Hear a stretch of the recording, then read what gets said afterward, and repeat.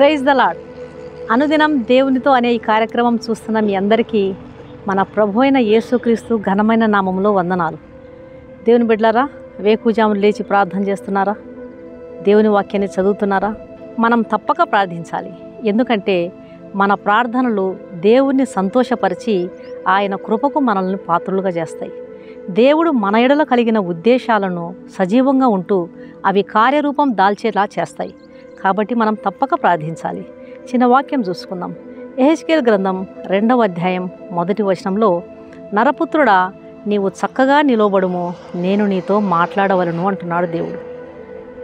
Bible గ్రంథం మనకు సెలవిస్తుంది, ఒకటి నిలబడడం, ఇంకొకటి పడిపోవడం. పడిపోవడం అంటే దేవునికి దూరంగా ఉండడం అని అర్థం. నిలబడడం అంటే దేవునికి సమీపంగా ఉండడం అని అర్థం. ఇక్కడ దేవుడు చక్కగా నిలబడుము, నేను నీతో మాట్లాడాలి అంటున్నాడు.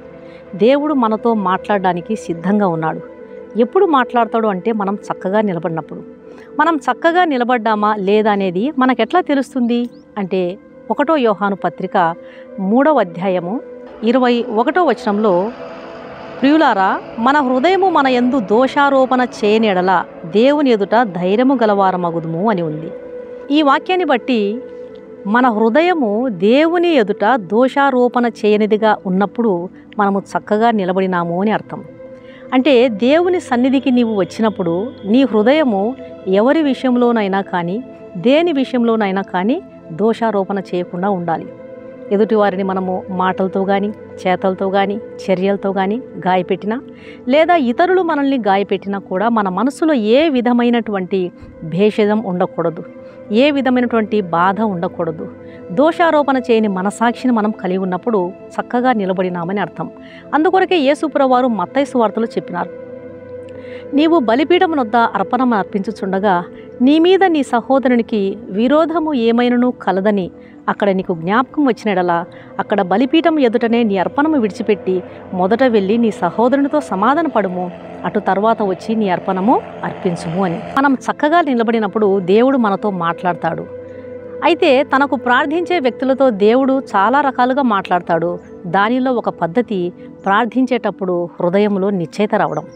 హన్నా తనకు బిడ్డలు లేనప్పుడు, గొడ్రాలుగా ఉన్నప్పుడు ఉపవాసం ఉంది, కన్నీళ్లతో దేవుని మందిరంలోనికి వచ్చి ఎంతో భారంగా ప్రార్థించింది.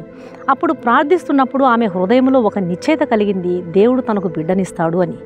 వెంటనే ఆ నిశ్చయిత కలిగిన వెంటనే ఆమె ఇక మందిరం నుండి ప్రార్థించి ఇంటికి వెళ్ళి, ఆ రోజు నుంచి మనము సమూయేలు గ్రంథం పరిశీలనగా చదివినట్లయితే ఆ రోజు నుంచి హన్నా దుఃఖముఖిగా ఉండడం మానింది అని.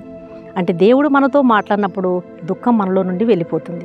దేవుడు మాట్లాడకపోతే ఏం జరుగుతుంది అంటే, పాత నిబంధన గ్రంథమైనటువంటి మలాకి నుండి కొత్త నిబంధన గ్రంథమైన మత్తయి సువార్త వరకు ఉన్నటువంటి కాలము, రెండింటి మధ్యకాలం ఎంతో తెలుసా అండి? 400 సంవత్సరాలు. అయితే దేవుడు అబ్రహాముతో ఒక మాట అన్నాడు, నీ సంతతి వారు 400 సంవత్సరములు బానిసత్వంలో ఉంటారు, అవన్నీ కూడా చీకటి దినాలు అని. మలాకి నుండి మత్తయి వరకు ఈ 400 సంవత్సరాలలో ఎన్నో సంఘటనలు జరిగినాయి, కానీ అవి బైబిల్ గ్రంథంలో వ్రాయబడలేదు.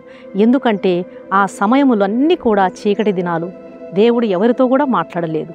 దేవుడు మనతో మాట్లాడని దినాలు, దర్శించని దినాలు, అవన్నీ చీకటి దినాలే. దేవుడు మనతో మాట్లాడని దినాలన్నీ చీకటి దినాలు, దుఃఖ దినాలు, ఎంతో వేదనకరమైన దినాలు. అవన్నీ మనకు కలవరాన్ని కలిగించేటువంటి సంఘటనలే. కాబట్టి దేవుడు మనతో మాట్లాడినప్పుడు దేవుని ఆలోచనలు మనకు తెలుస్తాయి. దేవుడు మనతో మాట్లాడాలంటే మనము చక్కగా నిలబడాలి. దేవుడి ఈ మాటలు మనలో ఫలింపచేయునుగాక. ప్రార్థన చేసుకుందాం. పరిశుద్ధుడైన తండ్రి, నీకు స్తోత్రములు ప్రభువా. నరపుత్రుడా, చక్కగా నిలబడము, నేను నీతో మాట్లాడాలి అంటున్నారు. అవును నాయన, మీరు మాట్లాడడానికి మాతో సిద్ధంగా ఉన్నారు. అయితే మేము చక్కగా నిలబడడానికి సహాయం చేయండి. ఏ దోషారోపణ చేయని హృదయాన్ని మేము కలిగి ఉండాలి. హన్నాతో మాట్లాడినారు, మీరు మాట్లాడితే ధైర్యము తండ్రి. మీరు మాట్లాడితే మనిషిలో దుఃఖం వెళ్ళిపోతుంది. మీరు మాట్లాడితే మనిషిలో నిబ్బరం వస్తుంది. మీరు మాట్లాడకపోతే కలవరము, మీరు మాట్లాడకపోతే ఎంతో వేదనకరమైన స్థితి, ఏమీ దిక్కు తోచని స్థితిలోనికి మనిషి నెట్టివేయబడతాడు. అందుకొరకే మీ స్వరాన్ని వినే భాగ్యం దయచేయండి. చక్కగా నిలబడి నీ తలంపులు మాకు ఏమి తెలియజేస్తున్నాయి, మీ ఆలోచనలు మాకు ఏమి తెలియజేస్తున్నాయో మేము గుర్తుంచుటకు సహాయం చేయండి. ఈ వాక్యం వింటున్న ప్రతి ఒక్కరూ కూడా చక్కగా నిలబడి నీ స్వరం వినుటకు, చక్కగా నిలబడి నీ ఆలోచనలు గ్రహించుటకు, చక్కగా నిలబడి మీ యొక్క సన్నిధిని గ్రహించుటకు, మీ స్వరం వినుటకు సహాయము చేయమని సర్వశక్తిగల క్రీస్తు నామములో అడిగి వేడుకొనుచున్నాను తండ్రి. ఆమేన్.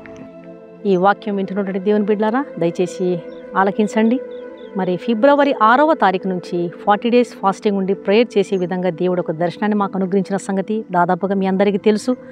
మరి ఇంకా ఎవరైనా సరే ఈ సాక్ష్యాన్ని వినట్లయితే హృదయాన్ని కదిలించే సాక్ష్యం అనేటువంటి ఆ సాక్ష్యాన్ని దేవుడు చేసిన అద్భుత కార్యాన్ని ఛానల్లో మీరు వీక్షించండి. చూడని వారు ఇంకా ఎవరైనా ఉన్నట్లయితే వారికి పరిచయం చేయండి. వారి విశ్వాసం అభివృద్ధి చెందే విధంగా దయచేసి వారికి మీరు పరిచయం చేయండి. దేవుడు ఎంతో ప్రేమగల దేవుడండి.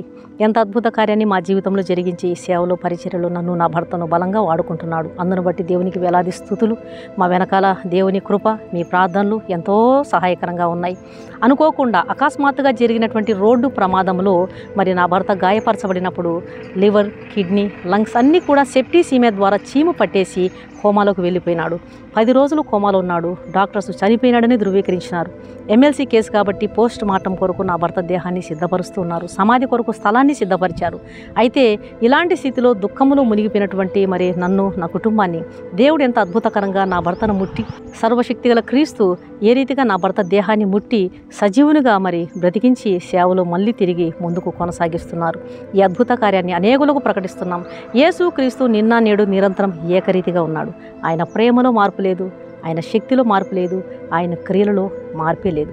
కాబట్టి దేవుడు చేసిన ఈ అద్భుత కార్యాన్ని అనేక ప్రాంతాలకు వివరిస్తూ దేవుణ్ణి ఘనపరుస్తున్నాం. దయచేసి మీరు వీక్షించండి. ఇంకా మీ జీవితాల్లో ఎవరైనా సరే జయము రాని వారు, ఎన్నెన్ని బాధలతో, శోధనలతో, ఇబ్బందులతో కృంగిపోయిన వారు ఉన్నారు. వీలైతే మీ శరీరం సహకరిస్తే మీరు కూడా ఉపవాసాలు ఉండండి. మీ అవసరాలన్నిటి కొరకు ప్రార్థన చేస్తాం. ప్రభు మిమ్మల్ని దీవించునుగాక. Thank you. God bless you.